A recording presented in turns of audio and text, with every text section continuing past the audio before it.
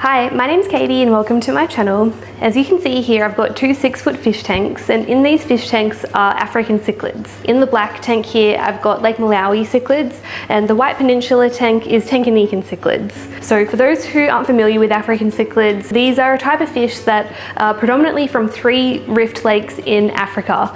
That is the only place they come from, and what's really cool about these fish is their beautiful bright colors. So they look like saltwater fish. The other thing too that can make them look a little bit like saltwater fish is that they don't require plants. There are plants in the lake. So my friend Finn recently actually went and visited Lake Tanganyikan and got some awesome GoPro footage. In the lake, there was lots of plants in Lake Tanganyikan, but there's also lots of areas where there is just no plants whatsoever and it's purely just rock.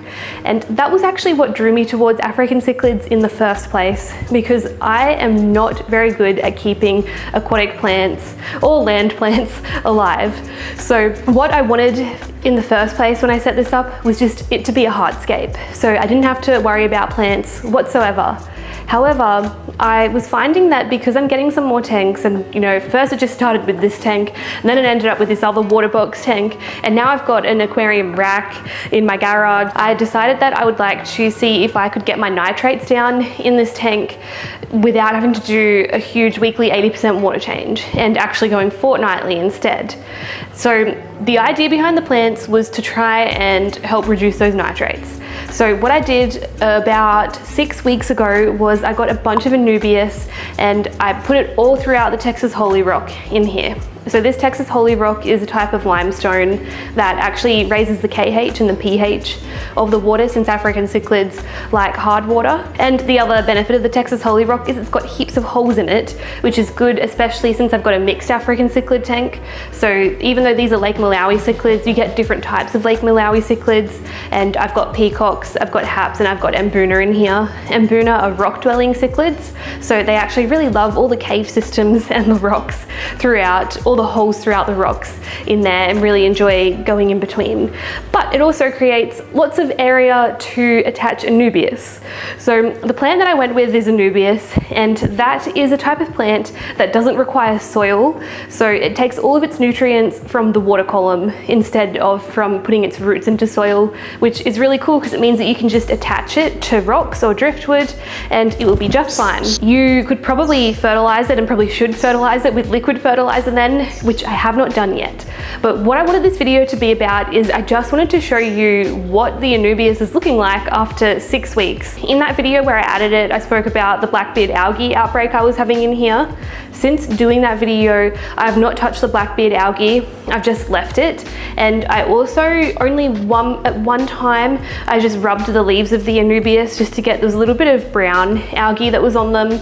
But other than that, I have not touched them. So this can give you a really good look at what you can expect if you just put Anubias into an African cichlid tank with hard water. So the pH is an 8.2, and I have not even liquid fertilized it once. What would have been cool is to actually check my nitrates. Unfortunately, I just did a water change, so I won't be able to compare, but I've just been assuming that they will be doing their job, but I will check to see if it's made a difference to the nitrates at a later point. I do really visually like the look of it though.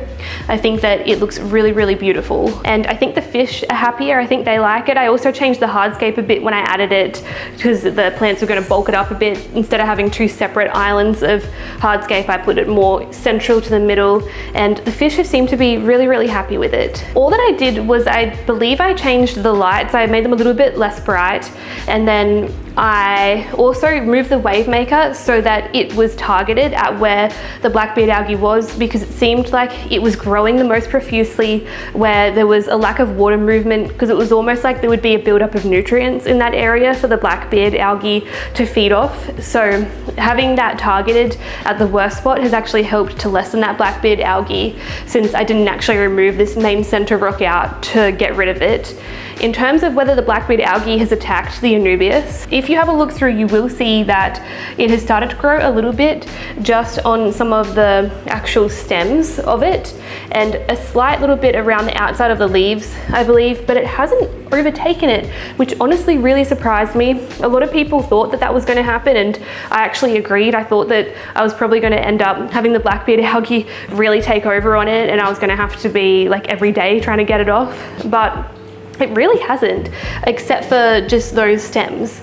So that's been nice, and considering I haven't actually fertilized these plants yet, they're doing pretty good, I think.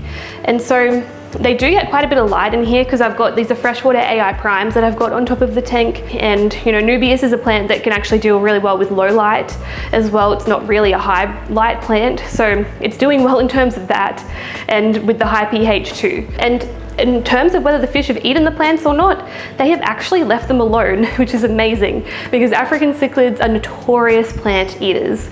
They are just well known for doing that. The exceptions that I have heard was Nubius was the one plant I had heard people had had good luck with. Apparently they just don't like the taste of it.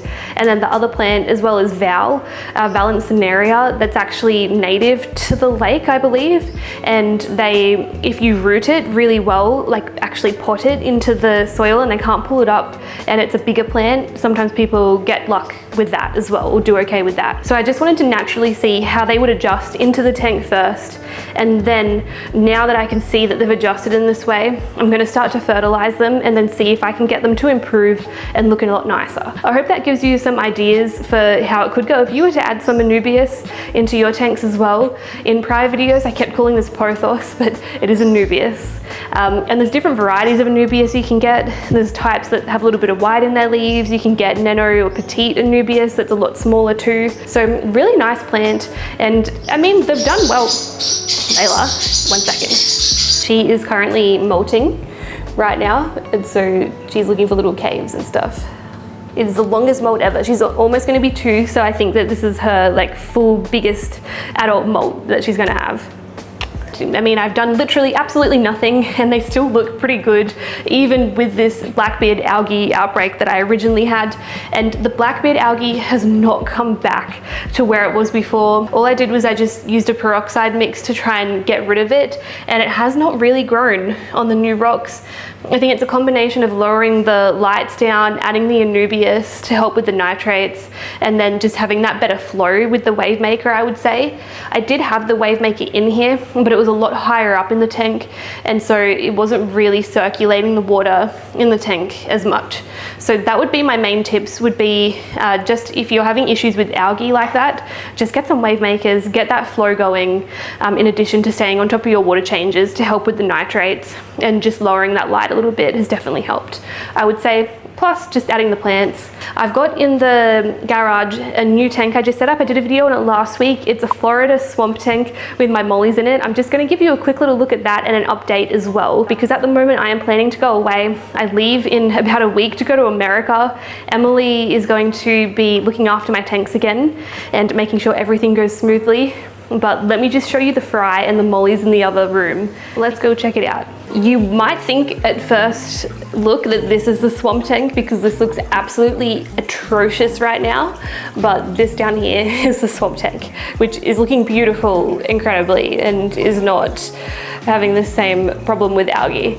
Not that this is a problem though, because this tank here has my Lake Fry. So in that white peninsula tank, I've got some of the Lake and they had some babies, which I put in here, which I did do a video on a little while back. If you can see through the algae, you may spot some little babies. So there's just one there, just in there. So they've just been getting fed purely on flakes and they are doing really well. There's another one sitting on the algae here. So they're everywhere. I can see another one there too. But down here is my Florida tank. So look how beautiful it's looking. It's all nice and clear now. I'm really, really liking it. And the mollies are very happy and very friendly. So in this tank here, we've just got a bunch of Val. These are just a bunch of balloon mollies. So this is meant to be a Florida biotope, but people did correct me in the last video letting me know that balloon mollies are not native to the Florida waterways. It's actually, they've got Dalmatian mollies, but they're the sailfin type, which are different. So sorry about that fib with it being a biotope. I actually genuinely thought that these types of mollies were native there too. But what we do have though is native plants. So other than the pothos that's in there, I just added lots of Val because there's lots of grassy plants in the Everglades there. And there's also some duckweed that we've got in there and some hairgrass, which is native as well, and some hydrocotyle too. And then this here is a little alligator head, and that's some holy rock. That's meant to be like bones. And what we have in here too with the holy rock, we've got some crushed coral in the filter, since mollies, just like African cichlids, like hard water, high pH water too, which is really, really cool. But how gorgeous are these guys? Now, the other cool thing that we've got on here is actually a mister, which I'll turn on for you so you can see. So let me turn the mister on. I think it's out of water. So the main thing is you just get this little cup here, and I've just taken the lid off. So you're just gonna fill it up, don't fill it past that line. So you just turn this upside down, push it on to there, like that. And now it's green. Oh, and it's leaking. There we go, now it's on. And then I turn this all the way up. I think I left it on by accident maybe, and that's why it stopped and it was red. But I find that I have to turn it to almost max, if not max, to get the mist to actually work. It wasn't working at one point when I had it on a lower setting. But that's it on full blast. And what it recommends is just setting it up with a timer. That's if you had a reptile tank and you're actually trying to increase the humidity. But obviously you don't have to do that if it's just for looks like this. The guppies, I mean the mollies, are fascinated by the mist. That's really, really cute. But I just wanted to add it to give that humid, kind of swampy look. And I think it looks really, really cool, especially with the alligator. I love this tank. I really think it's beautiful, and the mollies are just so friendly and so adorable. So I all started with Speckles, who was out in the pond, but apparently the mollies here are weak and can't survive when the water gets cold. But then all these people from other countries were saying that their mollies can survive in the cold. So I don't know. But how cool is that? That's how easy the mister is to set up. Literally just add your water, plug it in, put your hosing on there, turn it on, and you are good to go. And so I think this rack is gonna look really nice when that gets cleaned. And then I've got 2 quarantine tanks down here as well. But so far, so good. I'm happy with the setup. And I'm gonna try and fix the lighting in here and get some better lighting because it's in my garage and I know it's not the best. But I hope you enjoyed just seeing this really quick little update. It is a little bit of a shorter video than normal because I am just so busy right now getting ready to go to the States. But it's gonna be so worth it because I've got so many awesome collaborations planned, and there's gonna be some great content and videos that come from it. So I can't wait to be able to share that trip with you guys. If you subscribe, you can click that little notification bell so you get notified each time I upload a new video. You'll get recommended more of my content so that you won't miss anything else that I upload. Now, the only part I have not planned is the very end of my trip. I'm gonna go to either Atlanta, Georgia, and go to the big aquarium there, or I'm gonna go to Texas. If you have any recommendations for places, either of those places, then please let me know in the comments below. Thank you again to everyone who has bought merch. I will put the link in the bio if you want to check out my merch. I've got some little Layla designs too, and some with one of my Mbuna Bart as well. So I'll leave the link for that if you want to check it out. I'm going to be very busy getting all ready to go, and I can't wait to share this trip with you. Say bye, Layla. Bye. All right. That is it for this video. I hope you enjoyed seeing the little update, and I will see you in the next one. Bye.